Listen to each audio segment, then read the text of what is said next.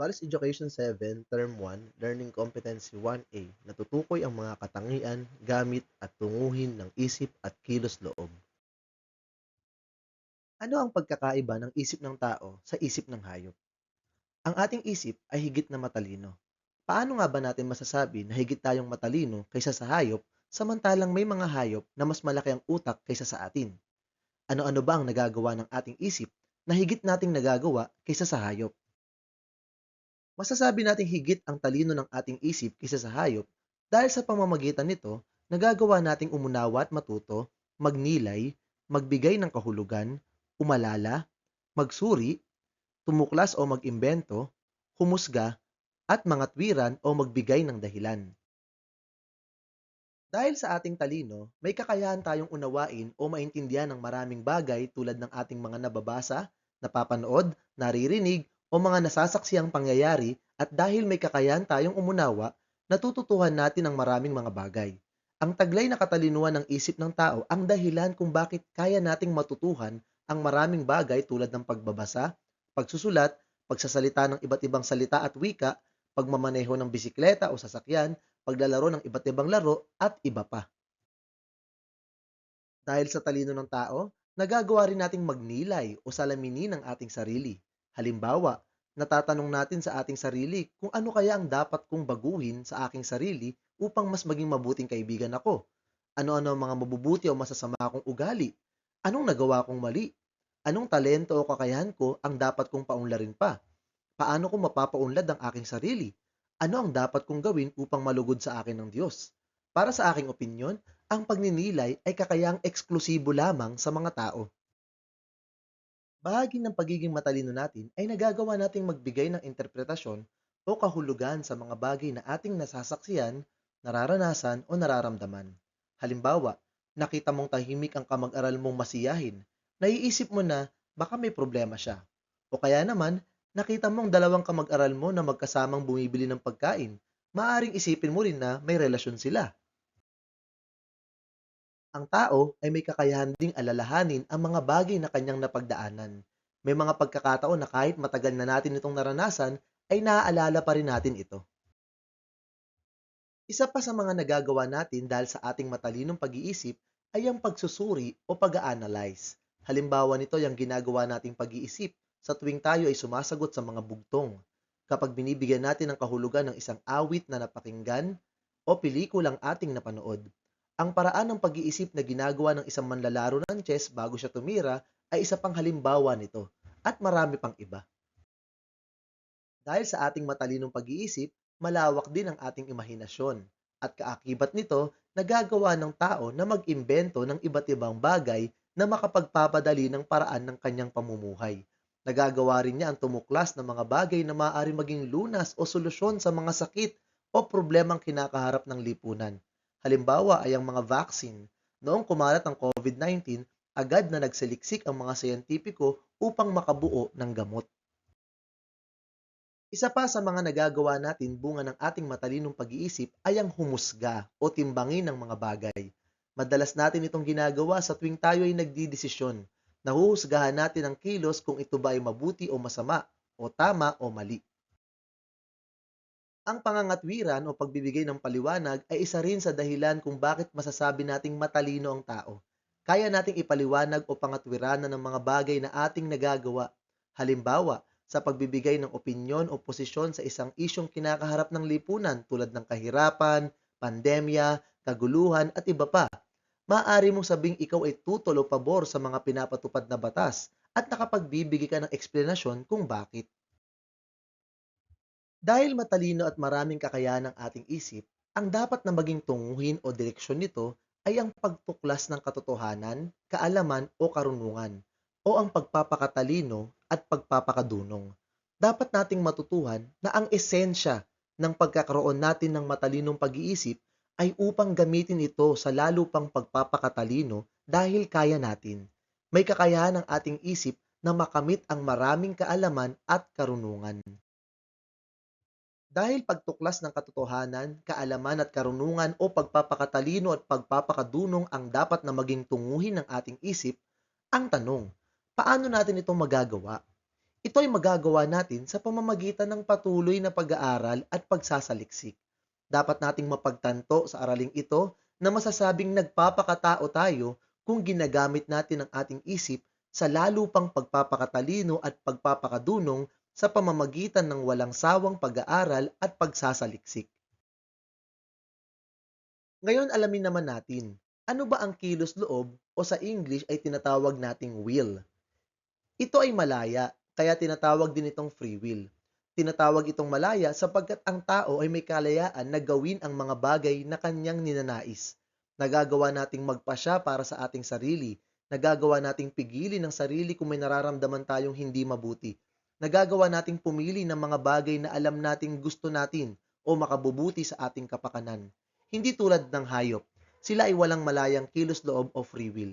Ang kanilang kilos ay kadalasang nakatuon lamang upang maghanap ng pagkain at ipagtanggol ang sarili.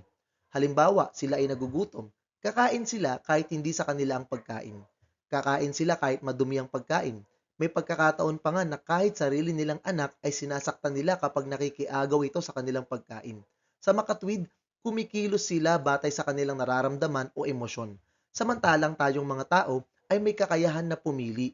Halimbawa, kahit tayo ay gutom, kung alam nating hindi sa atin ang pagkain, hindi natin iyon kakainin. Isa pang halimbawa ay habang nasa klase ka at kinakailangan mong magpunta sa CR, nagpapaalam ka sa guro o nagpipigil ka hanggang sa sumapit ang oras ng iyong recess. Subalit, kahit ito ay malaya, ito ay tinuturing na bulag.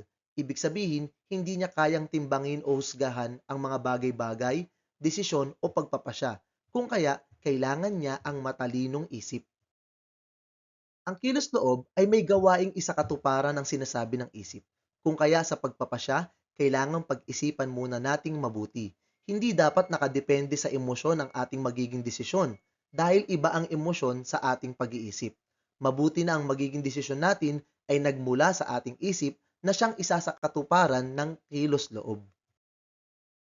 At sinasabing malaya ang ating kilos loob sapagkat dahil dito, nagagawa ng tao na umayaw o gumusto sa isang bagay o kilos. Subalit, anong mga kilos ba ang dapat nating gustuhin at ayawan? Bagamat may kakayahan tayong umayaw o gumusto dahil sa ating malayang kilos loob, ang dapat nating gustuhin ay ang mga kilos na nagpapakita ng pagmamahal. Dahil ang dapat na maging tunguhin, direksyon o goal ng ating malayang kilos loob o kalooban ay ang pagmamahal o pag-ibig. Sino ang ating dapat mahalin o ibigin?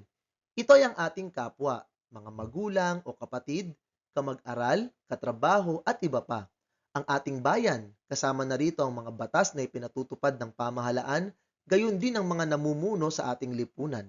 Ang kalikasan, kabilang ang mga puno, halaman, mga hayop, ating kapaligiran, at mga bagay na ginagamit natin na galing sa kalikasan, at ang tunay na Diyos na dapat sambahin.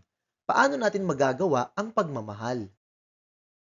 Ito ay walang iba kundi sa pamamagitan ng paggawa ng kabutihan, dahil ang mga kilos na mabuti ay kilos ng pagmamahal. Ito ang mataas na gamit ng ating kilos loob. Dapat nating matutuhan dito na kahit malaya tayong gawin ang mga bagay na gusto natin, ang dapat nating piliin palagi ay ang paggawa ng kabutihan. Gustuhin ang mabuti at ayawan ng masama. Dito natin mapapamalas na tayo ay nagpapakatao. Bilang pagbubuod, kumpletuhin ang talahanayang ito. Punan ang katangian, mataas na gamit at tunguhin o direksyon ng ating matalinong isip at malayang kilos loob. Ang ating isip ay matalino. Ang mataas na gamit nito ay pag-aaral o pagsasaliksik. At ang dapat na maging tunguhin o direksyon nito ay ang pagtuklas ng katotohanan, kaalaman at karunungan o pagpapakatalino at pagpapakadunong. Sa kabilang banda, ang ating kilos loob naman ay malaya. Ang mataas na gamit nito ay paggawa ng kabutihan. At ang dapat na maging tunguhin o direksyon nito ay ang pagmamahal. Pagsusulit, isulat ang A kung ang pahayag ay tumutukoy sa isip o B kung kilos loob. 1. Dahil dito nagagawa natin ang umunawa, manghusga, umalala at mga twiran. 2. Ang dapat na maging tunguhin nito ay ang pagmamahal. 3. Taglay ng tao kung kaya malaya niyang nagagawa ang magpasya. 4. Ang dapat nating paggamitan nito ay ang pagpapakatalino at pagpapakadunong. At 5, tinatawag din itong free will. Bago tayo magwakas, ay suriin muna natin ang larawang ito at sagutin ang mga sumusunod na tanong. Ano ang sinasabi ng larawan tungkol sa pagpapakatao? Ayon sa larawan, paano dapat gamitin ng isang tao ang kanyang isip at kilos loob?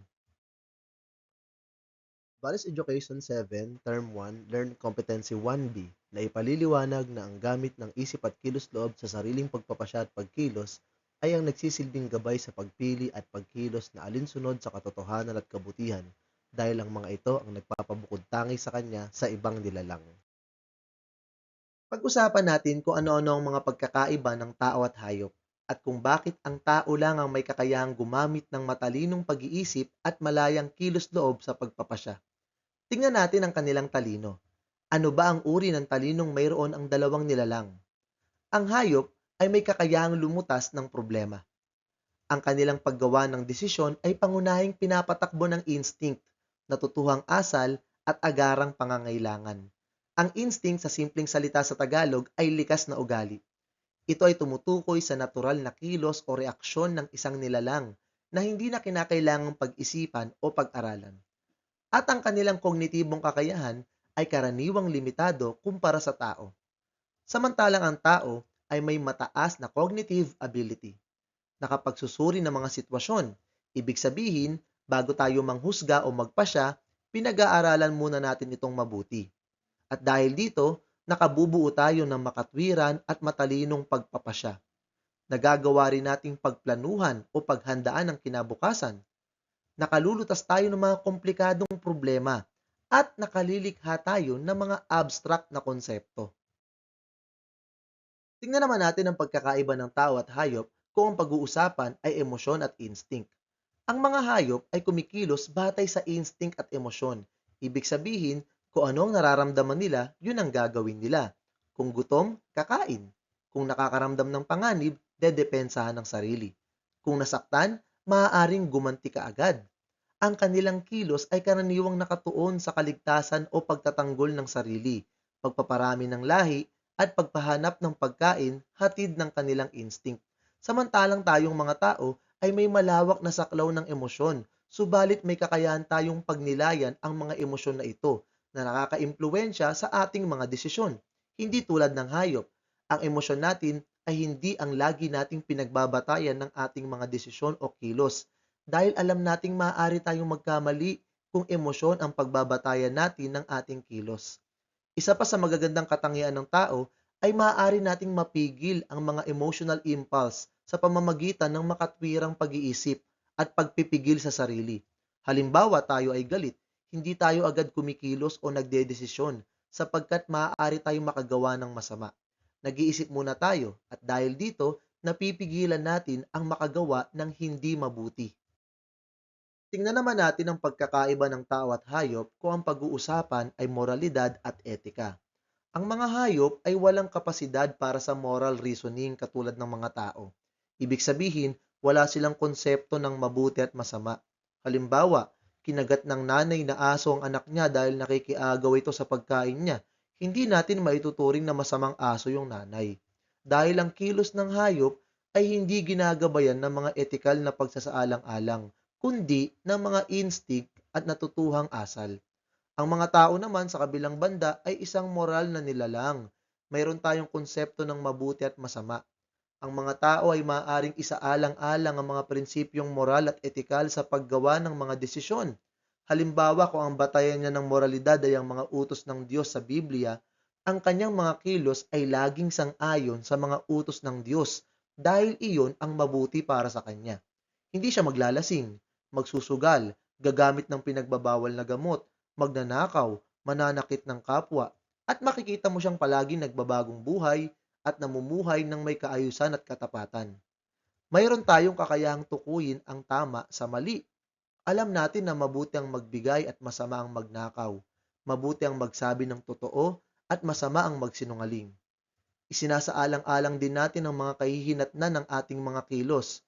Halimbawa, nag-iisip tayo kung papasok ba tayo sa paaralan ngayong araw o hindi. Isinasaalang-alang natin ang kahihinatnan nito. Kung papasok ako, may mga matututuhan akong bago. Makikita ko ang mga kaibigan ko. Makakaiwas ako sa mga gawaing bahay. Magkakabaon ako. Kung hindi naman ako papasok, makakapagpahinga ako ng mas mahaba. Maari ako mapagalitan ng magulang ko. Wala akong baon. Mula rito, nakabubuo tayo ng pagpapasya batay sa nakikita nating kahihinatnan ng kilos. At tayong mga tao ay gumagawa ng mga pagpipilian batay sa halaga at prinsipyo. Halimbawa, hihinto ba ako sa pag-aaral para maghanap buhay o magpapatuloy sa pag-aaral? Tinitimbang natin kung ano ang mas may pakinabang at mas mahalaga. At mula doon, nakakabuo tayo ng pagpapasya. Tingnan naman natin ang pagkakaiba ng tao at hayop kung ang pag-uusapan ay kalayaan. Bagaman ang mga hayop ay maaaring magpakita ng antas ng pagpili sa kanilang mga kilos, ang kanilang asal ay pinapatakbo ng instinct, mga signal mula sa kapaligiran at kondisyon. Wala silang parehong antas ng otonomiya o kalayaan at kamalayan sa sarili, hindi katulad ng mga tao. Ang mga tao naman ay may malayang kalooban. Ibig sabihin, maaari tayong pumili ng ating mga kilos batay sa personal na paniniwala, kagustuhan, at dahilan. May kakayahan tayong kumilos na taliwas sa ating emosyon. Kahit makaramdam tayo ng lungkot, nagagawa nating tumawa. Kahit nagugutom tayo, nagagawa nating magtiis.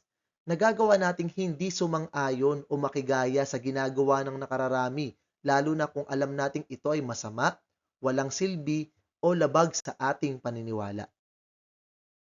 Ang mga pagkakaibang ito ay nagpapakita ng natatanging kakayahan nating mga tao para sa komplikadong pag-iisip, moral na pagdadahilan, at kusang paggawa ng pagpapasya na nagtatangi sa atin mula sa mga hayop.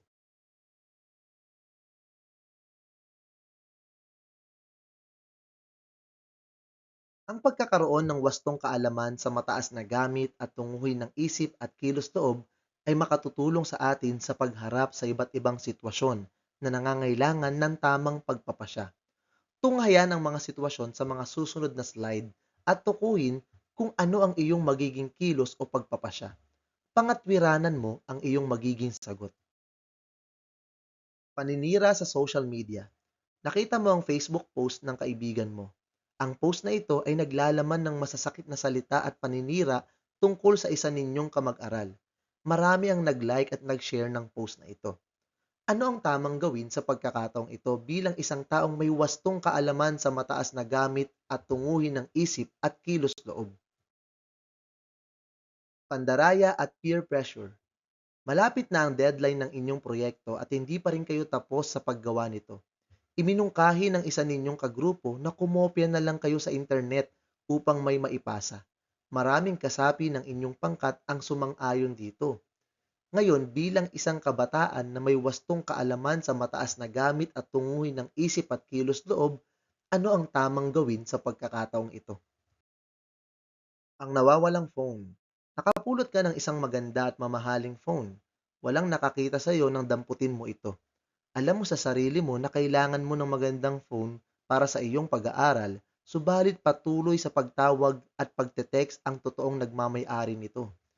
Bilang isang kabataan na may wastong kaalaman sa mataas na gamit at tunguhin ng isip at kilos-loob, ano ang tamang gawin sa pagkakataong ito? Ang sikreto. Naglayas ang kaibigan mo dahil nag-away sila ng kanyang ina.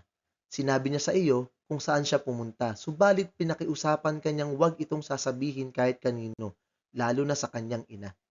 Kinagabihan, pumunta ang nanay niya sa iyo at umiiyak na nagtatanong kung alam mo ba kung ang kinaroroonan ng kanyang anak. Ano ang tamang gawin sa pagkakataong ito na nagpapakita na ikaw ay may wastong kaalaman sa mataas na gamit at tunguhin ng isip at kilos-loob? Ang pambubuli. Nakita mo ang isa mong kamag-aral na binubuli ng tatlo ninyong kaeskwela. Naawa ka sa kanya at nais mo siyang ipagtanggol, subalit alam mong hindi mo kaya dahil malalaki at natatakot ka sa mga nambubuli sa kanya. Ano ang tamang gawin sa pagkakataong ito bilang isang mag-aaral na may wastong kaalaman sa mataas na gamit at tunguhin ng isip at kilos-loob? Bilang paglalagom, pagmasdan ang larawan at tukuyin kung ano ang mensahe o ipinapahiwatig nito. Sagutin ang tanong, ano ang maaaring mangyari kapag hindi natin pinag-isipan ang ating kilos o pagpapasya at nagpadala na lang tayo sa ating emosyon? Mga mag-aaral, ang pagiging maingat o prudent ay isang pagpapahalaga na dapat linangin sa ating buhay. Ano nga ba ang pagiging maingat? Ito ay ang kakayahan nating mag-isip ng mabuti bago gumawa ng isang desisyon. Ngayon pag-usapan natin kung bakit mahalaga ito para sa inyo bilang mga estudyante sa grade 7. Narito ang ilang mabuting naidudulot ng prudence o maingat na paghusga. Kapag maingat tayong nag-iisip bago kumilos, naiiwasan natin ang mga sitwasyon na maaaring magdulot ng problema. Halimbawa, bago maglaro o magbiyahe, siguraduhin tapos na ang mga takdang aralin. Sa ganitong paraan, hindi kayo mapapagalitan ng guro o magulang. Ang pagiging maingat ay nakatutulong din sa ating kaligtasan. Bago tumawid sa kalsada, tignan muna natin ang kaliwat kanan. Bago gamitin ang mga bagay na hindi pamilyar, magtanong muna. Sa ganitong paraan, maiiwasan ang mga aksidente at mapapangalagaan ang ating kalusugan. Ikatlo, ang pagiging maingat ay nagbibigay sa atin ng kakayahan na magplano para sa hinaharap. Sa pamamagitan ng maingat na pagpaplano, mas maayos nating natutugunan ang ating mga layunin. Halimbawa, kung maingat kang nagplano ng oras sa pag-aaral, paglalaro at pagpapahinga, mas magiging balanse ang iyong buhay at hindi ka masyadong mabibigatan sa mga gawain. Ikaapat, sa pagiging maingat, natututo tayong pag-isipan ng tama at mali. Nakakatulong ito upang tayo'y makagawa ng tamang desisyon. Halimbawa, kapag may kaklase kang nangangailangan ng tulong, mag-isip kung paano ka makakatulong nang hindi siya nasasaktan o napapahiya. At ikalima, kapag nakikita ng mga tao na maingat tayo sa ating mga pagpapasya, nagkakaroon sila ng tiwala at respeto sa atin. Halimbawa, ang guro at mga magulang ay magtitiwala sa iyo na magagawa mo ang iyong mga tungkulin ng maayos. Bilang konklusyon, mahalaga ang pagiging maingat sa ating araw-araw na buhay. Ito ay tumutulong upang tayo maging ligtas, maayos at matagumpay. Kaya't simula ngayon, sikapin nating mag-isip ng mabuti bago kumilos at gumawa ng mga pagpapasya. Sa ganitong paraan, mas magiging maayos ang ating kinabukasan. Pagsasanay, gumuhit ng masayang mukha kung ang pahayag ay nagsasabi ng wasto tungkol sa matalino at tamang pagpapasya o malungkot na muka kung hindi. 1. Kahit mahirap ang buhay, ay isinauli pa rin ni Nennefer ang napulot niyang pitaka na may lamang malaking halaga ng salapi. 2. Nagpresenta si Jonggit ng tula na kinopya lamang niya sa internet bilang kanyang performance task. 3.